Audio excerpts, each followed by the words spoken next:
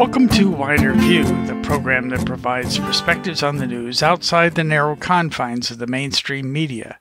I'm your host, Charles Dunaway. This is the third in our series on the state of the media today, and we will examine possible solutions with Professor Victor Pickard of the Annenberg School of Communication at the University of Pennsylvania. Victor is also director of the new Media, Inequality, and Change Center. The center is a forum for faculty, students, activists, policymakers, and journalists to grapple with questions related to media, democracy, and social change. Welcome to Wider View, Victor Pickard. Thanks for having me, Charles. Good. I want to start off kind of where I started off in this exploration of media over 3 episodes of this, and that's with local newspapers. We've seen the demise of local newspapers in a lot of the country. We have news deserts now where some areas have no local news, or they have a conglomerate-owned newspaper that doesn't have the journalistic resources or the experience to actually cover events in the community. Local TV is pretty good if there's a fire or an accident, but investigative journalism is not really their strong suit. Maybe you can talk a little bit about the causes of this change and possible solutions to it. Yes, I would be happy, although happy seems to be the wrong word to use in this depressing scenario. But I would be happy to get into the details here. This is definitely what my work is focused on for the last decade.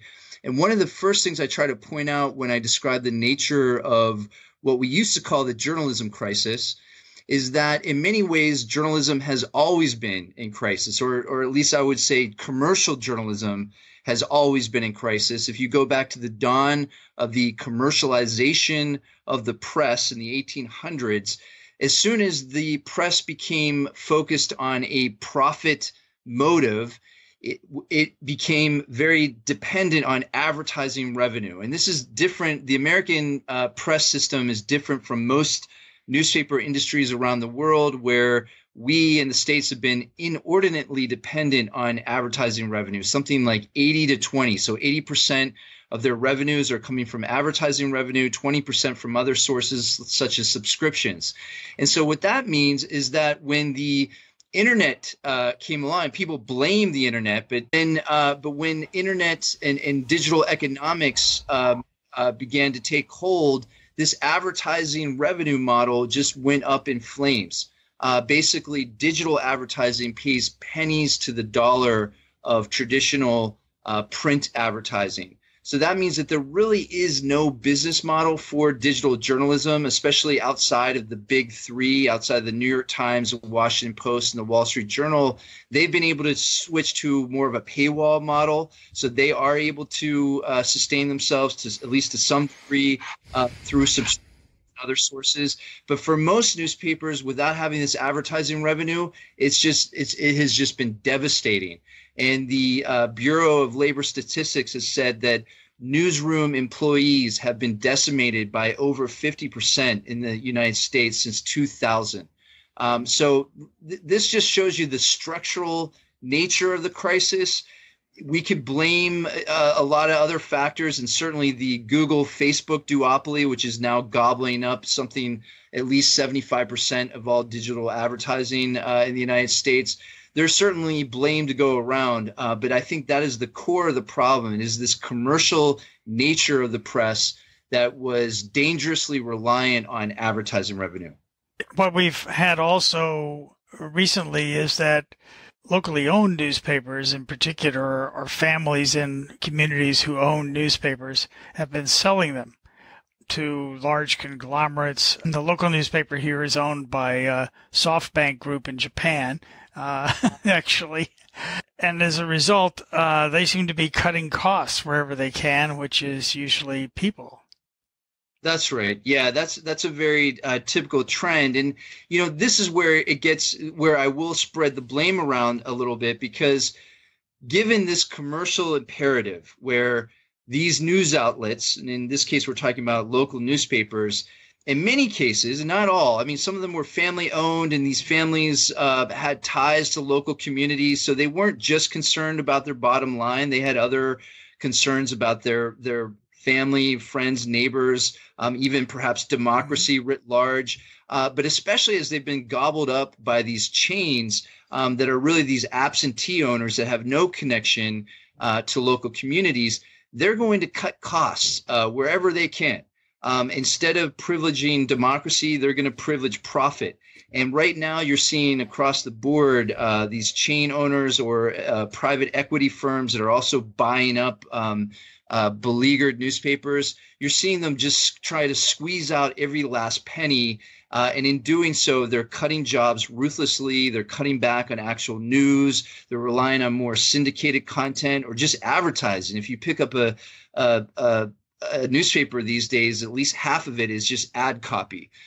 So, this is what's happening, but it's all symptomatic of these broader structural problems that I think we need to get to the root of. And otherwise, we're just going to be watching the market drive journalism into the ground. Right. Well, I don't think in local communities doesn't seem to be much we can do about the structural problems it is as a local community. But have you seen models where citizens in a community have found a way to actually keep themselves informed in spite of the demise of their local paper?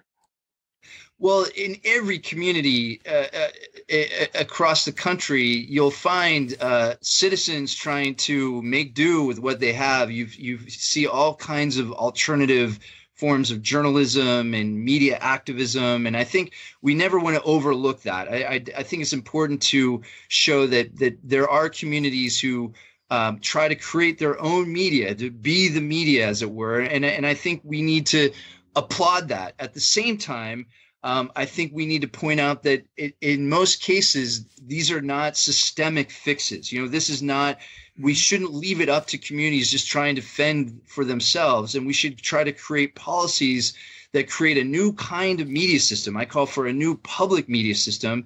And even now, in a lot of these communities where newspapers are dying, you still might have local public radio stations or community radio stations that are trying to step into the vacuum.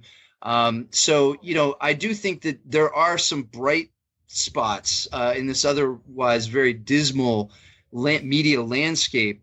But I also would say that we need to look for these structural fixes. And sometimes they do happen at the local level. In Salt Lake City, they're trying to turn their newspaper into a nonprofit. In New Jersey, at the state level, they've tried to create a civic information fund. Essentially a state government subsidy for local journalism. So there are things that we can point to, but I agree with you that overall it's a very depressing scenario. Yeah, and I want to make sure that we get to your structural proposals later on. But maybe we can move on to the national scene, which seems to be dominated right now by cable news, internet-based news sites, and all of which seem to get their information from maybe a half dozen sources, the three newspapers you mentioned earlier, the AP and Reuters and so forth. Each one of them takes the information they get and tells stories that are catered to their target audience. So, we end up with situations where people who listen to Fox and people who listen to MSNBC don't agree on the facts. Of the situation. And of course are encouraged to despise the other side. This has led to the polarization, I think, of the electorate. Would you agree? And would your proposal try to address that? Yeah, I mean, this is definitely a problem. And what's interesting is that we've all, or I would assume most of your listeners, most of us learn in school that a democracy requires a vibrant press, that democracy cannot work without an informed populace. And yet, despite this sort of intuitive assumption, we've only seen recently with all these newspaper closures, a proliferation of scholarship. I mean, I want to be clear, there's been a long history of studies showing that if you lose a newspaper, some bad things are going to happen.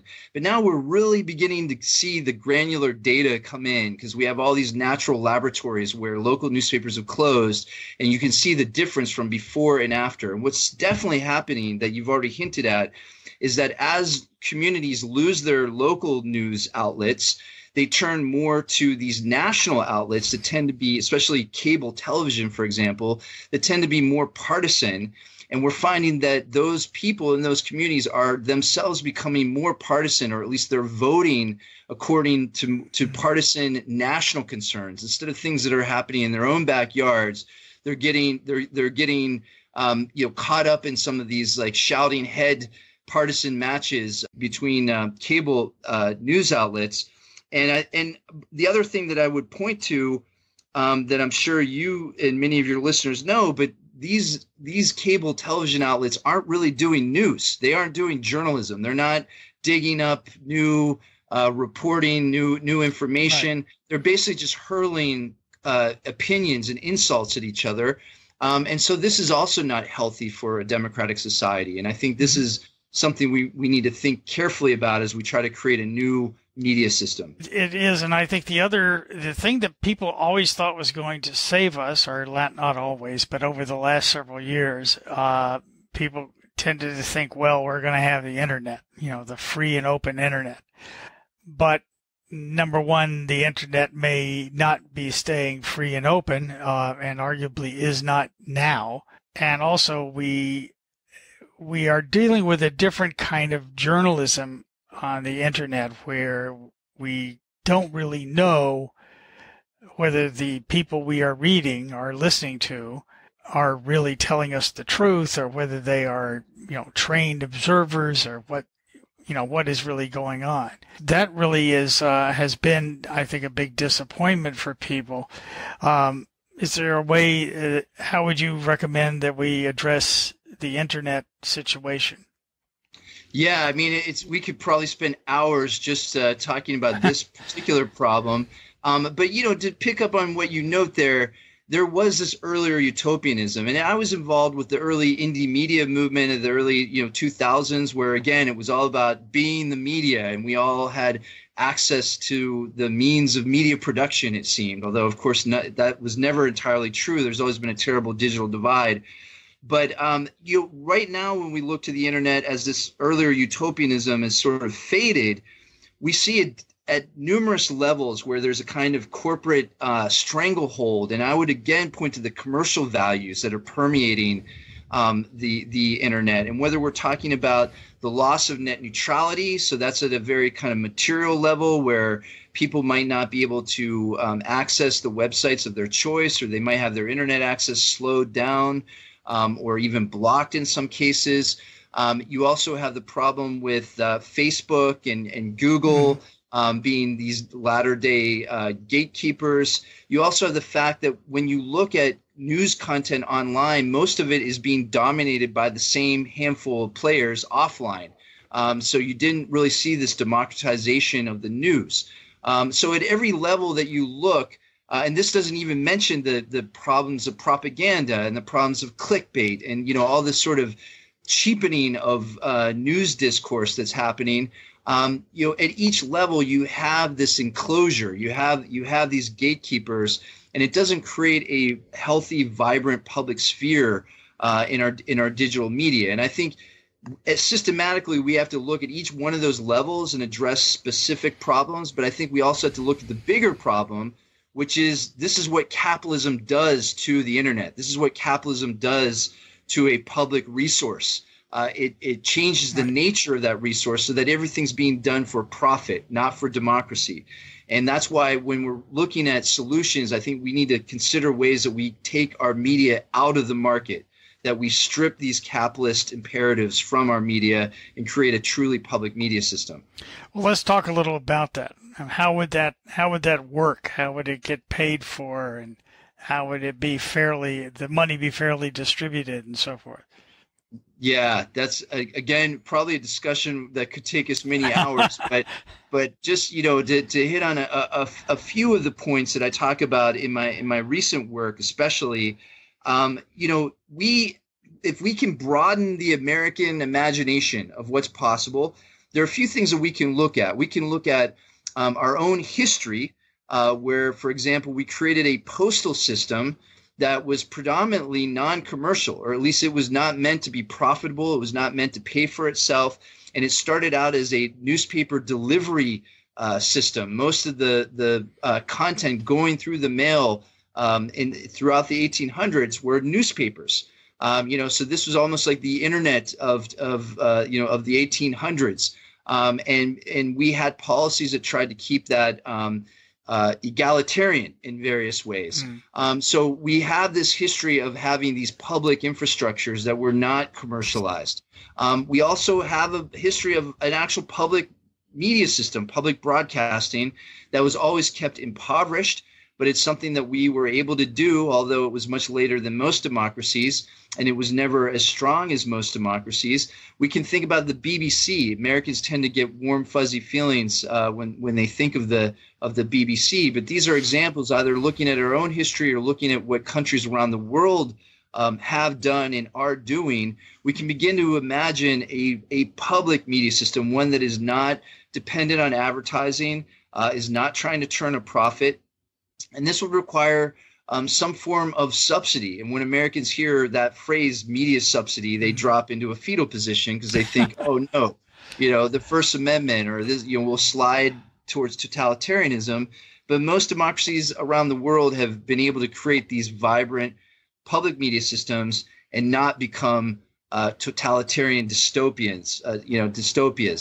So there are ways of doing this. That's just in terms of like big picture creating a new system. But if we're talking about the level of the internet, this is where we should be talking about municipal ownership of broadband services. We should be thinking about how we could transition newspapers into nonprofit, citizen-owned and controlled news outlets, and that newsrooms should look like the communities that they're serving. So we would make sure that they're diverse, both in terms of the content they produce, but also the reporters themselves. So these are just a few things that we should consider as we create a new system. But regardless of what one's ideological predisposition might be, as we watch the market drive journalism into the ground, as we watch our news media system essentially disintegrate or devolve into clickbait and shouting heads on television, it really is going to be the last best hope for a democratic media system, is to have some kind of public media system. And I think we can do that, but it's going to take people power to make that happen. Right. And it's also going to take a certain amount of trust. I think the whole polarization that's happened over the last several years makes people very suspicious of anything the government might do, because the government might fall into the wrong hands, the other side, and be perverted to another use. And the other, of course, issue that I can see with this is is how we would maintain some kind of trust in the journalism that such an organization might do. Yes. Yeah. So these are legitimate and common concerns. They invariably come up whenever I talk about this public media system. And a couple of things that I try to point out. One is that even though, I just mentioned our already existing public broadcasting system and I mentioned the BBC, but I think ideally we would be creating something entirely new.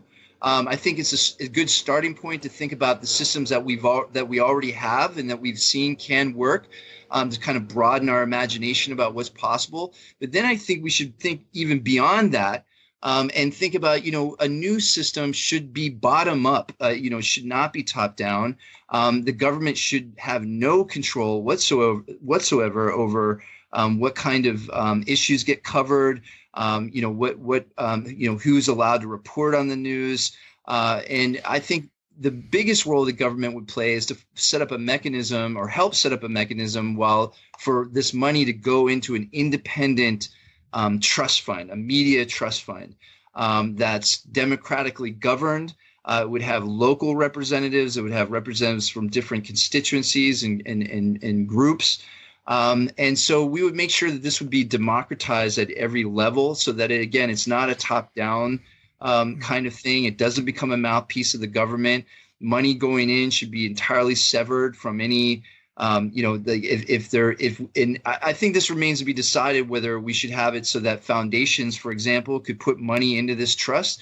But if they were to do so, that money would have to be entirely cleansed of their influence. They would have no control over where that money would go or how it would be used. So these are just a few of the ideas that I think need to go into this. There was this really great policy we used to have until the Reagan administration threw it out, which was called ascertainment. And that's where broadcasters had to go into local communities and ascertain what they wanted to have covered on their airwaves. And I think we should have a similar kind of policy put into effect for this new media system where we're constantly engaged with these local communities so that they have a lot of control over what kind of media is being produced. Maybe you can tell us a little bit. I know you have a couple of new books coming out, you told me, and so maybe you can tell us a little bit about what they are and when they're going to be available. Sure, I would love to. I've got two book projects coming to fruition this fall. I would not recommend to your listeners that anyone should try to write two books simultaneously. But for some reason, I got myself into that situation. And the first book that I'll mention it's a shorter book, and it's on the history and politics of net neutrality. And it's titled After Net Neutrality, A New Deal for the Digital Age. And it basically makes the argument that net neutrality, and I'm sure your listeners know what that means, but essentially it means that your internet service provider cannot interfere with your online content, cannot slow it down or block it or prioritize certain types of content over others. We're basically arguing, and I should say that this book's co-authored with David Berman, a graduate student at the University of Pennsylvania. And we're basically arguing that net neutrality is absolutely necessary, but it is insufficient to bring about a truly democratized internet. And that, some of the other problems that we were talking about earlier, for example, digital divides, issues related to corporate capture of the internet, net neutrality does not solve all these problems.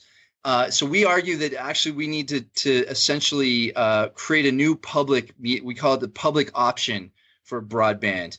And this is similar to what I was just talking about before about creating this new public media system. This would be an important part to have that underlying infrastructure, broadband infrastructure that's owned and controlled by the public. And then the other book that I'm working on, this one's been a long-term project that I've worked on for about a decade, and it will also be coming out this fall. It's titled Democracy Without Journalism, and it's supposed to be a question mark. But basically that book is getting at some of what we were also just talking about, the journalism crisis and what's to be done about it, and to basically make this argument that, it is a policy problem. Too often in the United States, we think, whatever happens to news media, if the market is just driving journalism into the ground, that's just some sort of, natural evolutionary thing. Sometimes I play this thought exercise with my students or whomever will listen to me. And imagine if there was this invasive force, say from, another planet or another dimension that touched down in the United States and began force marching journalists out onto the street and closing down newsrooms. We would see this as an infringement on our God-given rights. We would see this as a direct attack on American freedoms and liberties. But when the market does essentially the same thing, we just think there's nothing to be done about it. We just kind of shrug our shoulders. That's unfortunate, but there's nothing we can do. Well, in this book that I'm just finishing now, I'm arguing that there are things that we can and should do, and that's what I try to lay out to show that it is a policy problem. It's something that we as a society need to engage with. And I think that creating a new public media system is exactly what we should be focused on. Great. So that book will also be coming out. The net neutrality book is with Yale University Press, and this other book is with Oxford University Press, and they're both coming out this fall. Great. And, writing 2 books apparently wasn't enough for you. I noticed that you've also founding director of a new center jointly between Annenberg and Rutgers. And maybe you can tell us a little bit about the Media Inequality and Change Center and what you're hoping to do.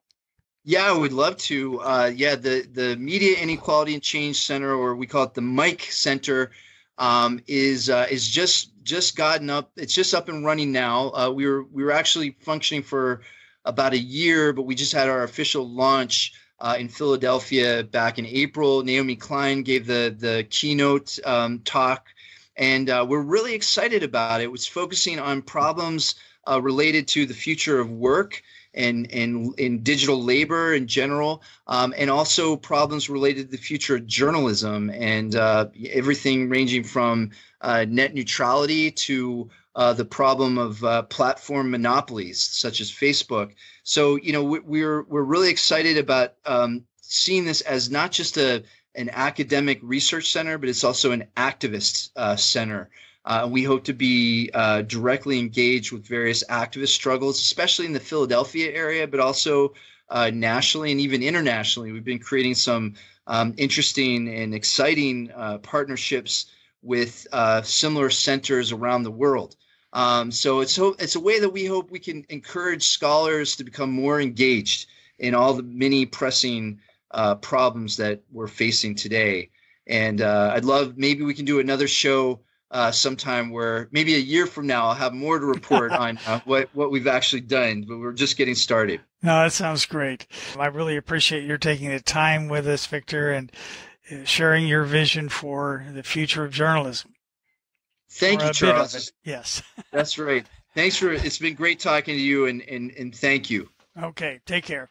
Again, thanks to Victor Pickard, Associate Professor at the Annenberg School for Communication at the University of Pennsylvania in Philadelphia, for sharing his insights into the state of the media and possible solutions.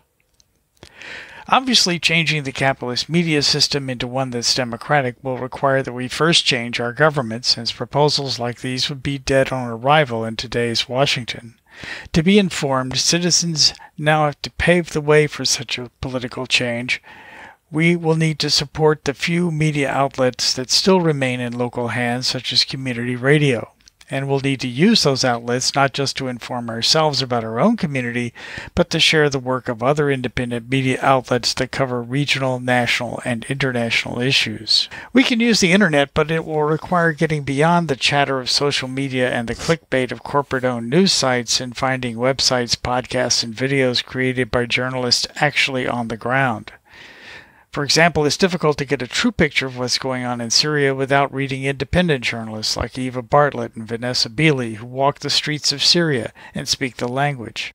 Journalists and analysts who are not on the payroll of big corporations or listening primarily to U.S. government officials are the best source of information. I'll post links to some of these sources in the show notes and perhaps devote a future episode to discussing how to use the internet to inform yourself and others. The views expressed on Wider View are those of myself and my guests and may not reflect the views of the management of the radio station to which you're listening. Your comments and questions are welcome. Please direct them to widerviewradio@gmail.com. I'm your host, Charles Dunaway. Thanks for listening.